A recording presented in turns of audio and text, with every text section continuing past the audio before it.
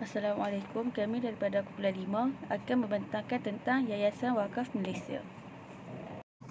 Kumpulan kami terdiri daripada Nur Fahana binti Khairuddin, Nurul Ain binti Syamsuddin, Nur Ilyani Asyiki binti Harun dan Fatimah Wardah binti Ismail.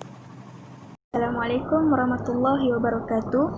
Saya Fatimah Wardah binti Ismail akan menerangkan sedikit tentang latar belakang dan penubuhan Yayasan Wakaf Malaysia. Yayasan Wakaf Malaysia ialah sebuah entiti wakaf kebangsaan.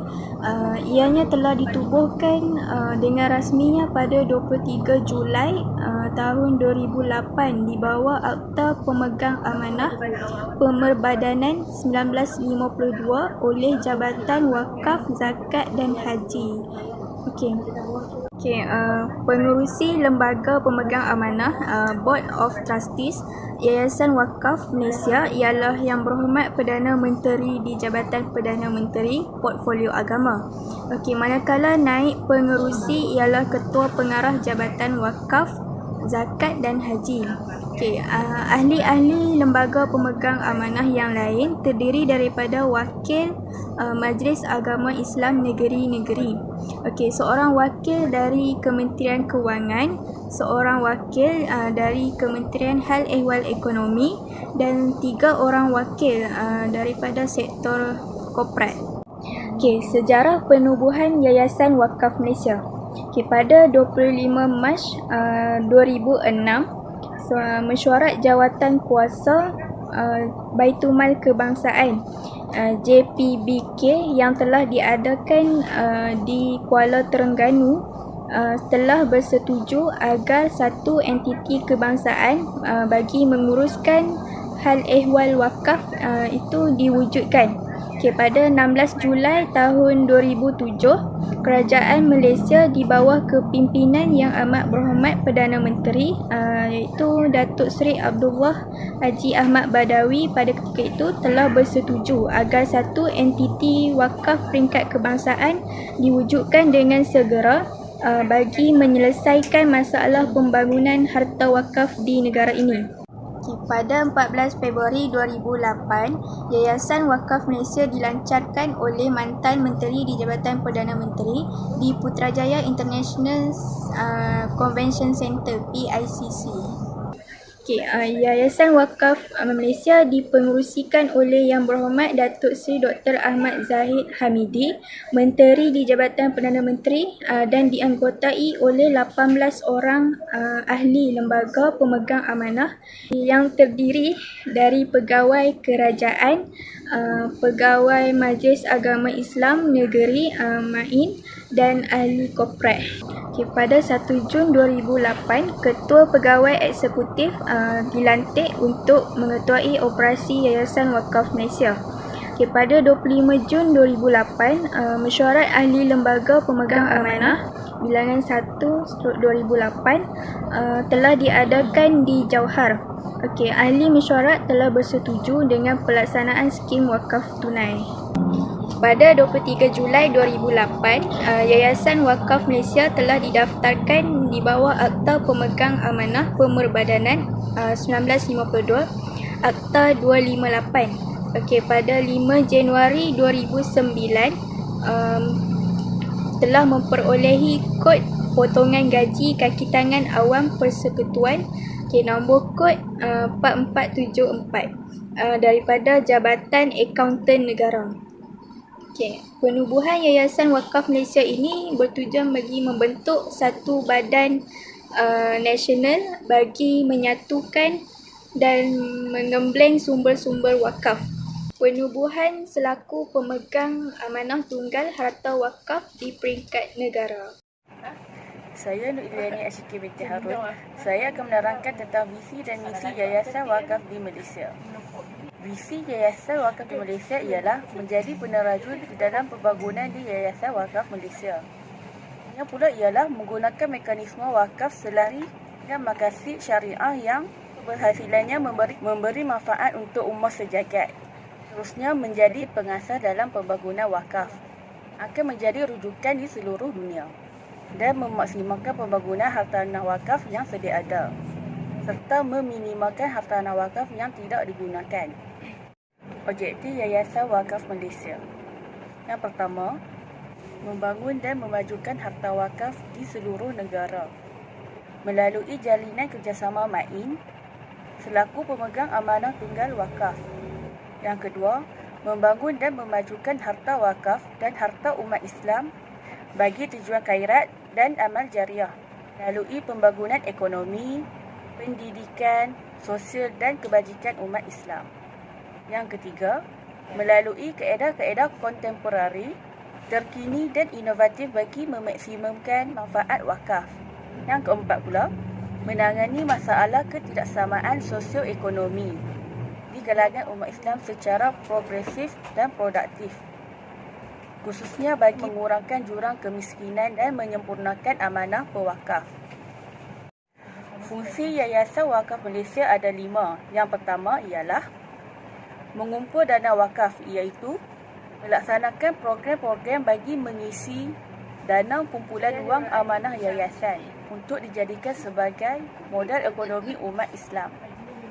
Yang kedua, membangun dan memajukan harta wakaf, iaitu bekerjasama dengan pihak yang terlibat seperti MAIN, IPTA dan IPTS untuk memajukan dan membangunkan harta wakaf serta membuat kajian dan penyelidikan produk baru wakaf. Yang ketiga, melaksanakan program kebajikan dan sosial, iaitu merangkam berfaedah kepada umat Islam demi kebaikan hidup di dunia dan akhirat, seperti beasiswa dan bantuan kepada fakir miskin serta menjalankan amanah pewakaf sebaik mungkin. Fungsi yang keempat pula ialah menjalankan pelaburan, iaitu dengan membuat pelaburan ke atas dana yayasan dan wakaf tunai Malaysia dalam sebarang pelaburan yang dibenarkan oleh syarak sehingga pengagihan dilaksanakan. Fungsi yang kelima pula adalah mengadakan program promosi dan penerbitan seperti promosi dan mengajukan pelbagai persidangan, seminar dan sebagainya, serta menerbit pelbagai risalah bagi mengembangkan dan memajukan objektif Yayasan Wakaf Malaysia. Assalamualaikum warahmatullahi wabarakatuh. Nama saya Nur Farhana binti Muhammad Khairuddin. Saya akan bentangkan tentang kerjasama strategik untuk mencapai quick win, iaitu kerjasama antara Yayasan Wakaf Malaysia dengan 4 agensi atau badan, iaitu MAIWIC, Majlis Agama Islam Wilayah Persekutuan, MAIN, Majlis Agama Islam Negeri, Bank Islam Malaysia Berhad dan Lembaga Tabung Haji. Kerjasama ini dilakukan untuk memastikan harta wakaf dan Baitulmal umat Islam ni dibangunkan sebaik mungkin dan tak diterbiar macam tu saja. Salah satunya lagi untuk kembalikan peranan wakaf kepada dapat dimanfaatkan oleh rakyat dan negara kita.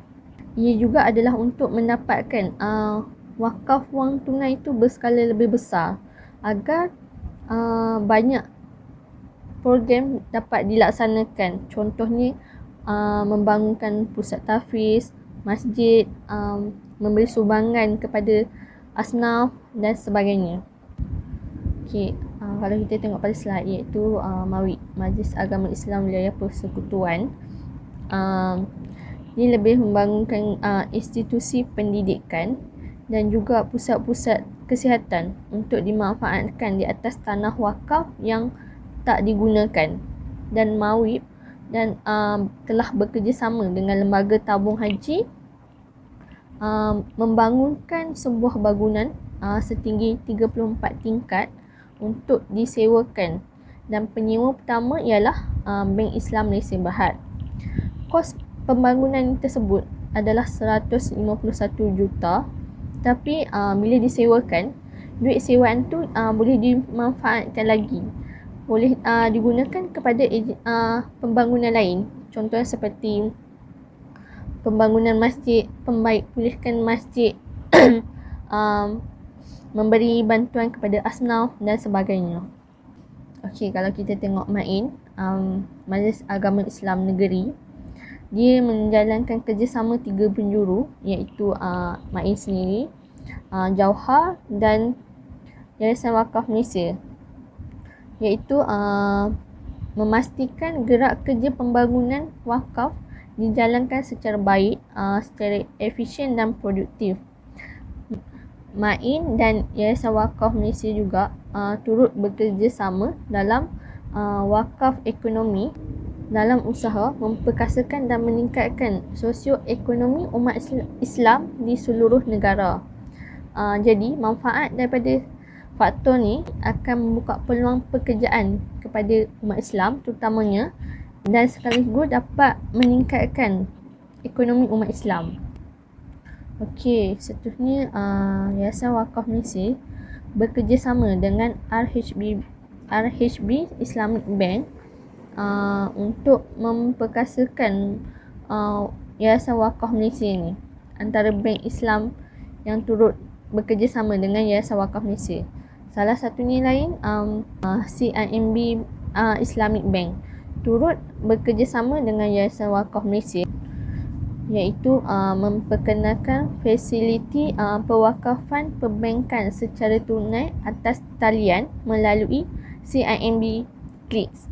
Okey, baru-baru ini Menteri Hal Ehwal Agama iaitu Datuk Dr. Zulkifli bin Muhammad Al-Bakri menjadi wakil kepada JAKIM, Jawi, Jauhar, Mawi, Yapin dan Yayasan Wakaf Malaysia untuk berganding bahu dengan Kementerian Pembangunan Usahawan dan Koperasi iaitu MEDEK untuk misi dalam memajukan ekonomi ummah.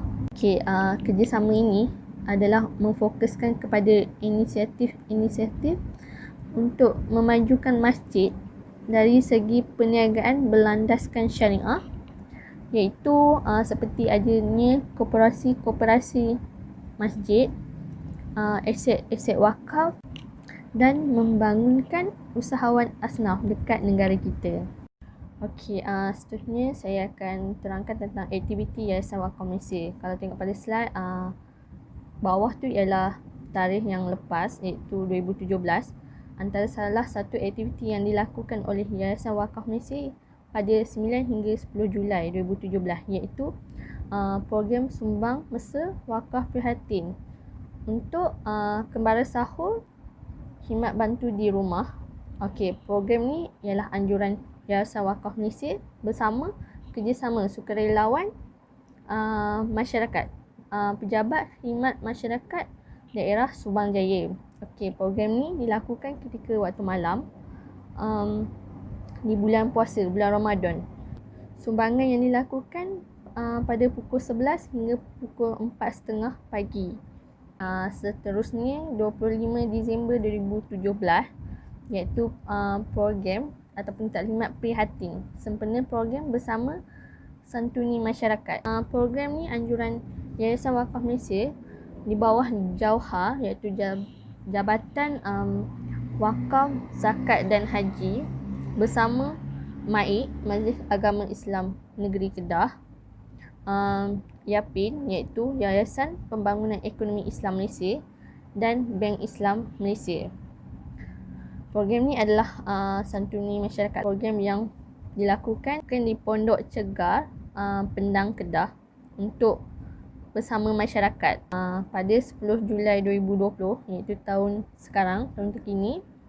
Antara program Yayasan Wakaf Malaysia iaitu program Musaadah COVID-19 di Pantai Kundur, Melaka.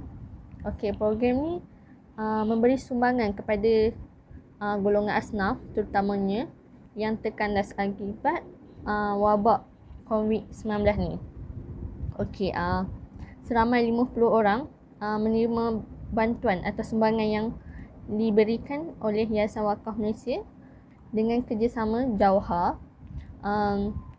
Yayasan Taqwa Mawi dan Majlis Agama Islam Negeri Melaka iaitu MAIM. Sumbangan ini diberikan menggunakan dana tabung wakaf bencana COVID-19. Okey, tengok pada slide 27 Julai 2020 tu adalah program ataupun majlis pelancaran wakaf bangunan Yayasan Wakaf Malaysia yang dirasmikan oleh menteri di Jabatan Perdana Menteri Hal Ehwal Agama, iaitu Datuk Dr. Zulkifli bin Muhammad Al-Bakri, iaitu Menteri Agama kita. Okey, beliau juga merupakan pengerusi kepada Yayasan Wakaf Malaysia.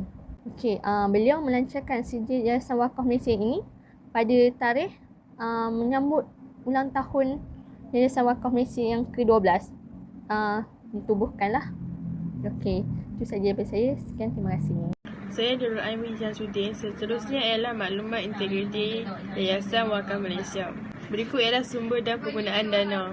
Jabatan Persekutuan melalui Jawhar dan juga Jabatan Perdana Menteri.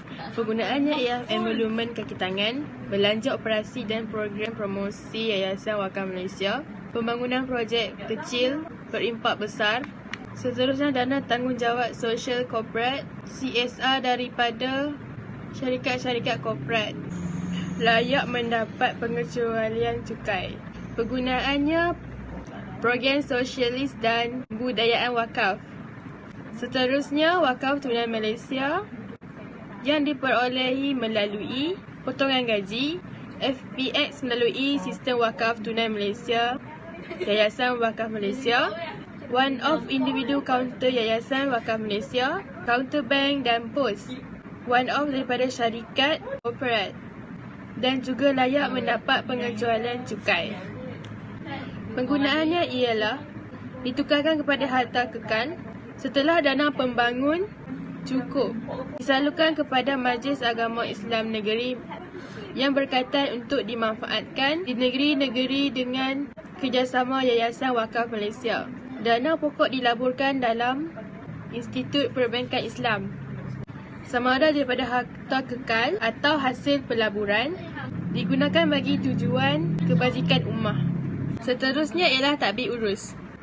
Lembaga pemegang amanah dipengerusikan oleh Menteri di Jabatan Perdana Menteri dan keahliannya turut terdiri daripada Wakil Kerajaan Persekutuan dan Wakil setiap Majlis Agama Islam Negeri. Mereka bertanggungjawab untuk menuluskan segala dasar dan polisi Yayasan Wakaf Malaysia. Seterusnya ialah jawatan kuasa kerja yang bertanggungjawab untuk melaksanakan apa-apa tanggungjawab yang telah diputuskan oleh lembaga pemegang amanah.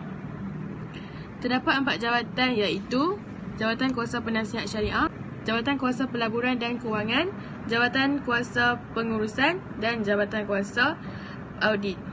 Pengurusan Yayasan Wakaf Malaysia diketahui oleh Ketua Eksekutif dan disokong oleh 5 bahagian iaitu bahagian projek dan pembangunan perniagaan, bahagian penyelidikan dan produk wakaf, bahagian pemasaran dan penyelarasan, bahagian keuangan dan korporat dan bahagian pengurusan sumber manusia. Pengurusan Yayasan Wakaf Malaysia diaudit setiap tahun oleh bahagian audit dalam Jabatan Perdana Menteri setiap 2 tahun. Manakala penyerta kewangan tahunan diaudit oleh firma audit luar di mana laporan pengauditan tersebut turut dikemukakan kepada Jabatan Audit Negara dan bahagian hal ehwal undang-undang Jabatan Perdana Menteri.